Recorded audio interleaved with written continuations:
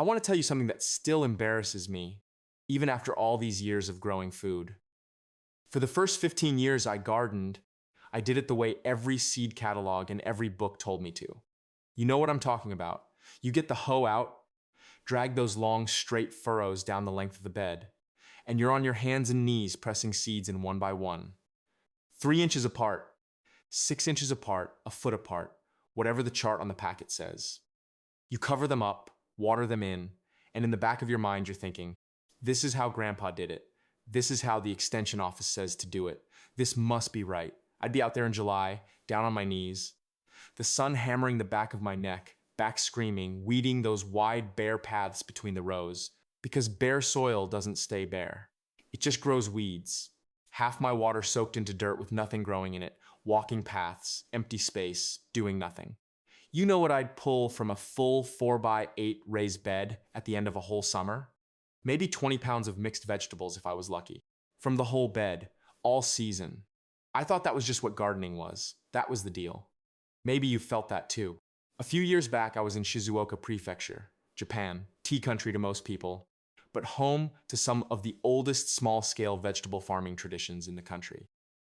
If you've never moved through that part of rural Japan, picture narrow lanes between ancient cedar fences, working farms pressed right against residential lots, the smell of damp earth and wood smoke, and gardens everywhere, every inch doing something.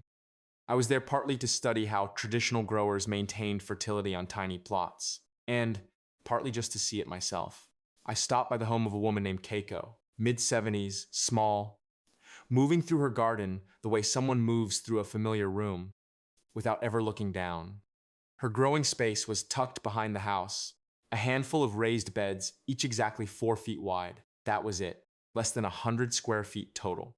That's what she was feeding her household out of. We walked to her main bed and I stopped, because what I was looking at wasn't a garden, it was a system. The bed was divided into a grid of 1-foot squares, every square occupied, not just occupied, layered. Short radishes and scallions along the south edge, leaf lettuce and brassicas stepping up through the center, a pole bean and an indeterminate tomato climbing a tall bamboo trellis on the north edge. The canopy so dense I couldn't see the soil. Not one square bare, every plant placed exactly where it was on purpose. I asked her, through my contact translating, how much she harvested from that one 4x4 bed in a year. She tilted her head, like the question was obvious. Then she said, "Oh, maybe 200 kilograms. Perhaps more in a warm summer. I'll tell you the truth. I thought something got lost in translation. 200 kilograms, that's 440 pounds. From 16 square feet of soil. Everything I'd read said a bed that size gives you 15, 20 pounds over a season if you're diligent. Spacing needs, sunlight competition, root rivalry, plants choking each other out, the reasons it shouldn't work stacked up fast. 2 months later, I pulled the research. The numbers held. A layered system, dense grid, vertical stacking, year-round succession, hits close to 10 times the annual yield of conventional row gardening in the same footprint. Keiko's estimate, it turned out, was conservative. Stick around to the end. Because she mentioned something that afternoon in passing, something her mother had taught her that I've never seen in a single Western gardening guide. The simplest piece of this whole system. And it might be the most important. Back from Shizuoka, I pulled the research. I needed to understand, mechanically, biologically, why what I'd seen in Keiko's garden was possible. The answer came from 4 directions at once. The first is Dr. Akira Miyawaki, a Japanese botanist who spent decades studying what happens when you force plants into dense, diverse communities. Dense, mixed plantings behave differently underground than above ground. Above the surface, competition. Plants reach for light. But beneath the surface, in the root zone, something else happens. The competition flips. The roots don't fight, they interface, they cooperate. The mechanism is mycorrhizal fungi. Fed up entities called hyphae that exist in the disturbed soil. Mycorrhizal hyphae are far narrower than plants. They access soil pores, mineral depositories. They go where roots cannot, extract locked phosphorus and trace minerals, and transfer them to the host plant. In return, the plant feeds the fungi with carbon from photosynthesis.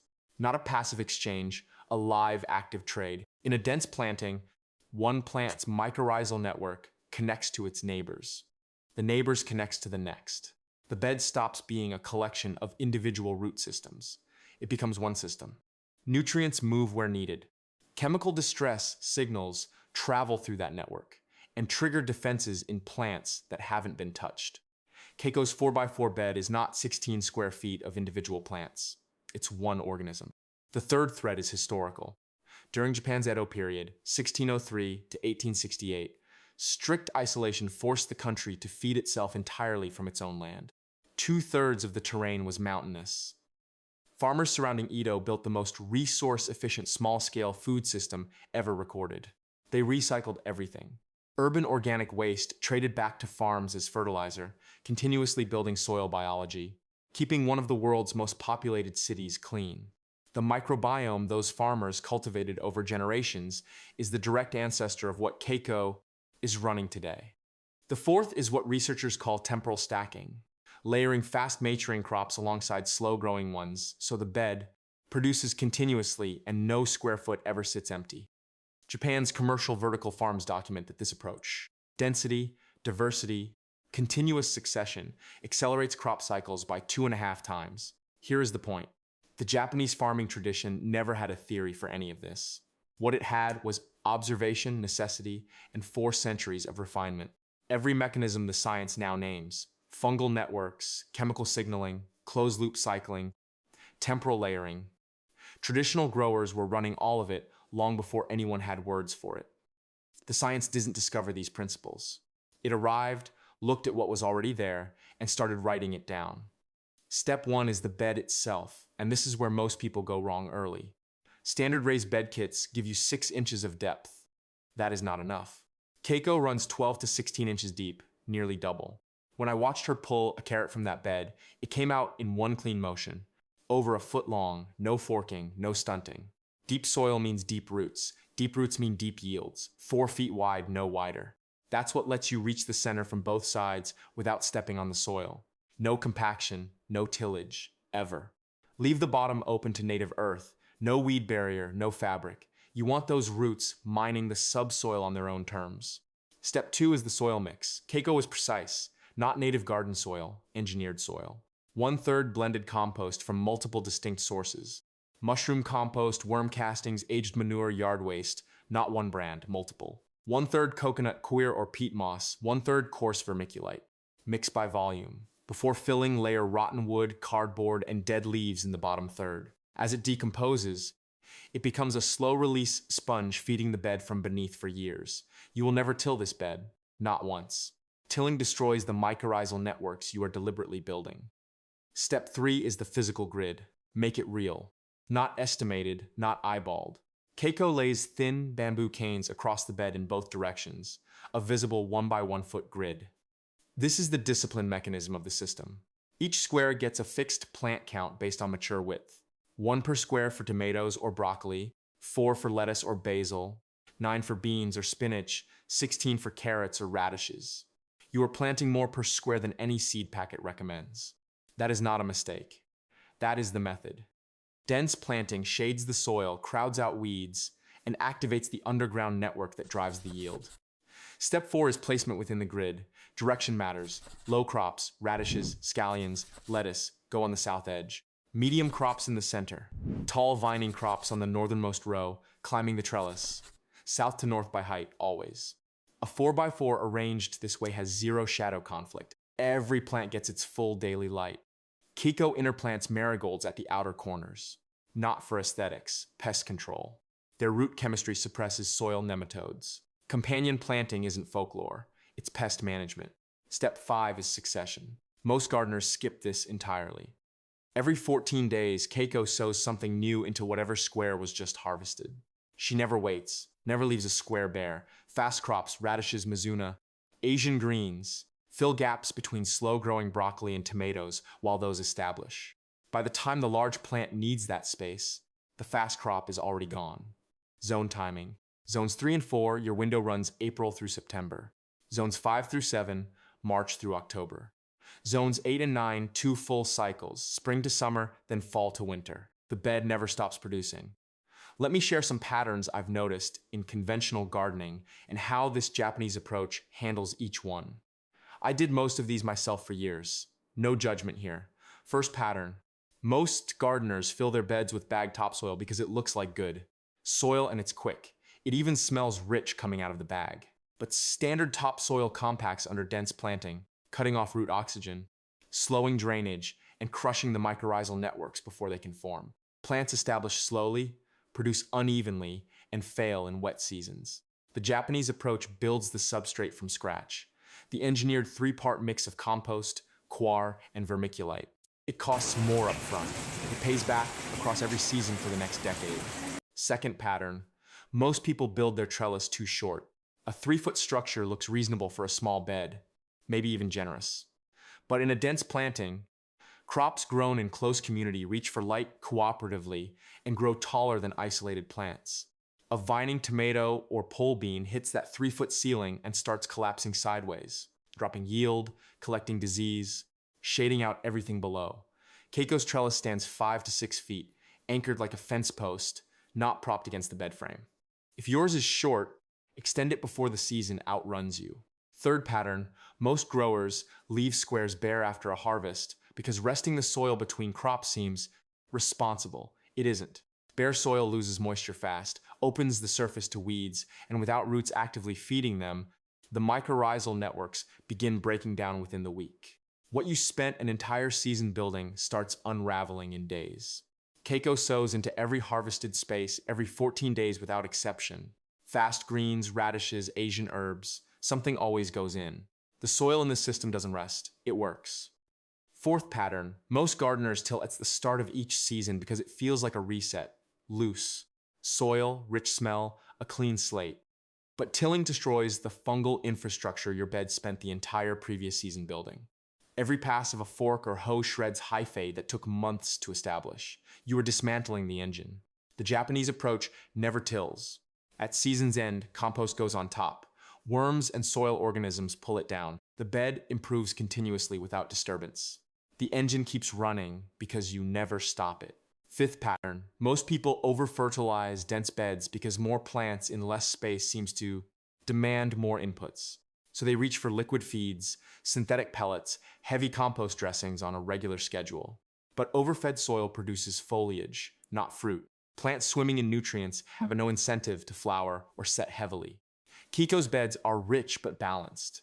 The engineered mix is the foundation, and kitchen scraps get buried between plants throughout the season, feeding the biology without overloading it. She doesn't fertilize on a schedule. She feeds when the bed signals it needs something. That's a fundamentally different relationship with the soil. Here's something I picked up from Keiko's mother, a woman named Yuki. Mid-80s, small and white-haired, in a cotton work apron, washed so many times the pattern had almost faded. Sitting on a low stool near the beds, tying back a vine with torn cotton strips when I first met her. I'd been complaining respectfully that my bed stalled every midsummer. Yields would slow, plants would look tired, and by August I'd start losing ground I felt I should still be holding. Yuki just nodded and described something she does that I have never, and I mean never, seen mentioned in any Western gardening guide or extension, bulletin. Once a week, starting when her tomatoes begin to set, Yuki drops a piece of dried kombu into a glass jar, the kind used for pickling, fills it with water, and leaves it on the windowsill overnight. The next morning, before the sun is fully up, she pours that water slowly along the base of each bed. That is it, one jar. The same piece of kombu, rinsed and reused until it falls apart. She calls it giving the roots a drink from the sea. I remember thinking, that cannot possibly do anything. Too simple, something you'd tell a child. Here's what's actually happening. There's research out of Osaka Prefecture University on what plant physiologists call cytokinin-mediated senescence, delay. Plants reduce fruit production when cellular aging drops their cytokinin levels, the hormones that drive cell division and growth. When that signal weakens, the plant redirects energy from fruiting towards self-preservation. It is preparing to die. Dried seaweed, kombu in particular, contains measurable concentrations of natural cytokinins and auxins. A weekly soil application delivers those compounds into the root zone, restoring the plant's cytokinin signaling. Studies show it delays productive decline by 3 to 4 weeks. And in dense plantings, the effect spreads across the entire bed through the interconnected root network. You are essentially telling the plant, it isn't August yet. I started doing this 2 seasons ago. My tomatoes kept setting fruit well into September. A full month passed when they'd typically stop. My peppers, which usually burn out by late August, were still producing into October. Last season, I pulled the final harvest on the 4th of October, while my neighbor had already cleared and planted his fall cover crop 3 weeks earlier. That is 4 to 6 extra weeks of fresh harvest from a 2-minute weekly ritual, and a piece of dried seaweed you can find at any Asian grocery store for under $3. Yuki still does this every week of every growing season. She's been doing it since her mother showed her. Neither of them had a word for the science. They just knew the beds that got the seawater outlasted the ones that didn't, decade after decade. Simple observation. A very long time ago, the Japanese farmers around Edo didn't have a secret variety. They didn't have a magic fertilizer, or a proprietary tool, or a compound you can only order from one supplier.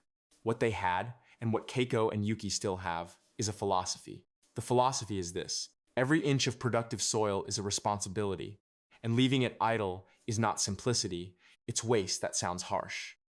But spend enough time around people who have lived off small plots, by necessity, not by hobby, not by trend, and that's what you come to understand. The idea that a vegetable garden is something you tend on weekends is a very recent, very Western idea. For most of human history, a garden was infrastructure. It was the difference between eating and not eating. And when your survival depends on a 4x4-foot piece of soil, you stop treating that soil casually. You stop leaving squares bare. You stop letting the trellis be short. You stop tilling what you spent a season building. Every decision carries weight. What you start doing is different. You start thinking like a system. Not like a gardener managing individual plants, but like someone tending a community, above ground and below it. You design the canopy so every square gets its full light. You engineer the substrate so the biology carries itself. You plant densely because dense is cooperative, not competitive. You run succession every 14 days because idle soil is dying soil.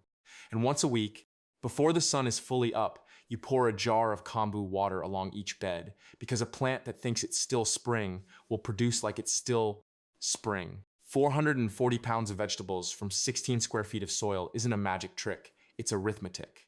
It's what happens when every variable in the system is attended to. Depth, substrate, diversity, spacing, succession, timing, instead of just the obvious ones. I came back from Shizuoka and built one bed, just one 4x4, 12 inches deep, 3-part mix. Bamboo grid, proper trellis on the north edge, succession every 14 days, kombu water from first fruit set. My harvest that first season was more than my entire previous garden combined. Not a little more from one bed. If you've tried any version of this, square foot gardening, Japanese polyculture, intensive raised beds, drop a comment below. Zone, what you're growing, what worked. Hit subscribe if you want more. There's a lot more ways to make it. If you're brand new, start with one bed. Not a garden, 1 4x4, 12 inches deep. Let the soil mix, a real grid, a trellis taller than then the succession, give it a full season, build it right, let it sit, watch what happens. The yields aren't the point. They're just what happens when you stop fighting the system and start living inside it.